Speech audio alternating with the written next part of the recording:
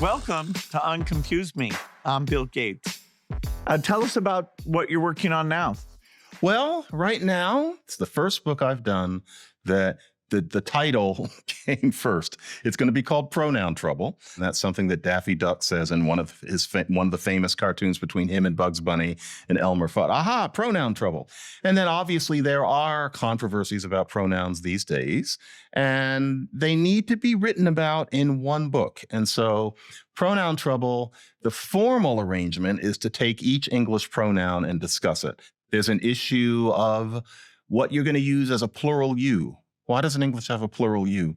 We think of it as normal to say you there and you there, meaning three people. That's not how languages work. That's an accident. And that's why we have things like y'all. And if we want something neutral, then you could say you people. And that sounds like something Donald Trump would say.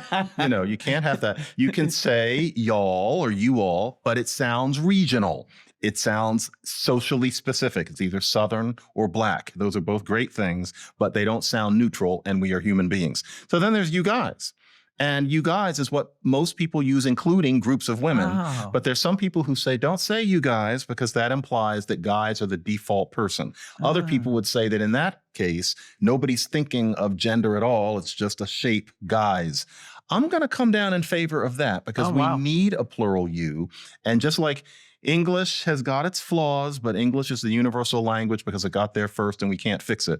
You guys is flawed, but we need a plural you. It's not going to be y'all in the default. And so what else is it going to be unless you make something up? If you bring in something like kabunka or gazuka, nobody's going to take it up. It has to be native, and they is already busy. So it's going to be you guys. And I imagine people are going to throw some fruit at me about that, but books need to be written.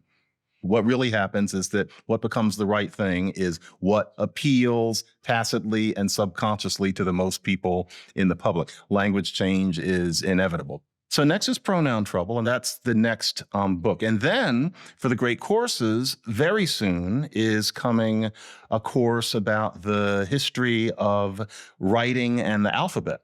So the idea is to figure out how we learned how to write and then where these darned ABCs come from. And so we'll see how that comes out.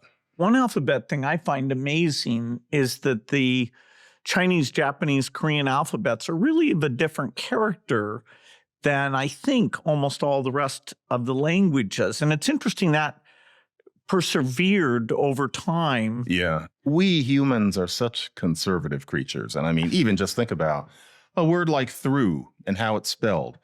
Think about that. What a hideous mess that is. And yet we wouldn't change it. We think THRU is slangy and abbreviated.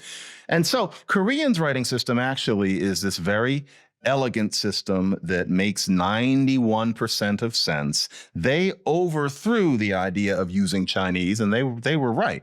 Because, yeah, the Chinese writing system is beautiful. It has a noble history. No, it's a horrible system, I say with great admiration, because they're too many damn characters. And the Chinese know that to an extent.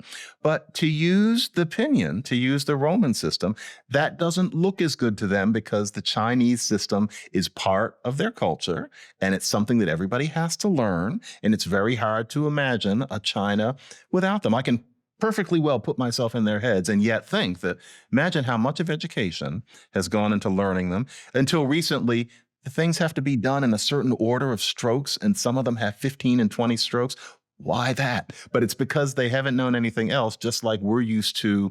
I made a house, M-A-D-E, Made. Why is it made?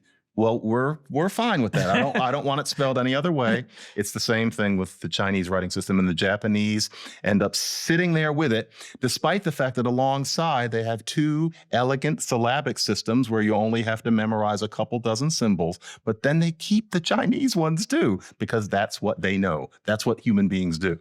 Hangul in Korean did simplify the lettering system. Oh, it's a joy. And then in Japanese, what is it? It's katakana and hiragana. Yeah, when you can learn them in an afternoon. So when I say Coca-Cola, am I using usually katakana? That's the katakana because it's foreign. And you just learn Coca-Cola.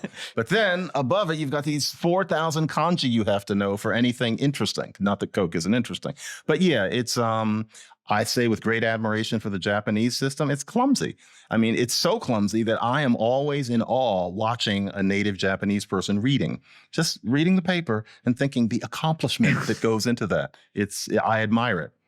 No, it's incredible. I got a little bit of exposure to this in software. We were trying to accommodate the world's languages. And, first we were so English centric. We had these 8-bit character codes, and then we did Unicode, which was 16-bit, so that we could deal with all the glyphs, the letters, the alphabets. Yeah. We had to go up to 16 bits to get I would think. kanji and all the different things in. And actually nowadays computers do a good job. But I remember being stunned, like in German, when you hyphenate a word, it can change the spelling, just that you're hyphenating a word. I see what you mean. Yeah. And now we're, with TikTok and icons and everything, we're off in some new directions in terms of what people do. I mean, I guess kids get a kick a little bit out of having things that us old folks are kind of confused by. Bill, I don't know. I don't know if most young people are thinking, we're going to keep it from the old ones. They just do it. Now, linguistically, there are things that they say where I really have to be carefully told exactly what it means. And it's not just a few things. It's interesting, but I think they're doing it because they talk to each other constantly within texting or what they're tweeting. And what they're doing is literally opaque to me. I don't know if they're doing it on purpose. Some people would disagree, but I think that most identity construction is subconscious, which makes it even more awesome to me. Subscribe to Unconfuse Me wherever you listen to podcasts.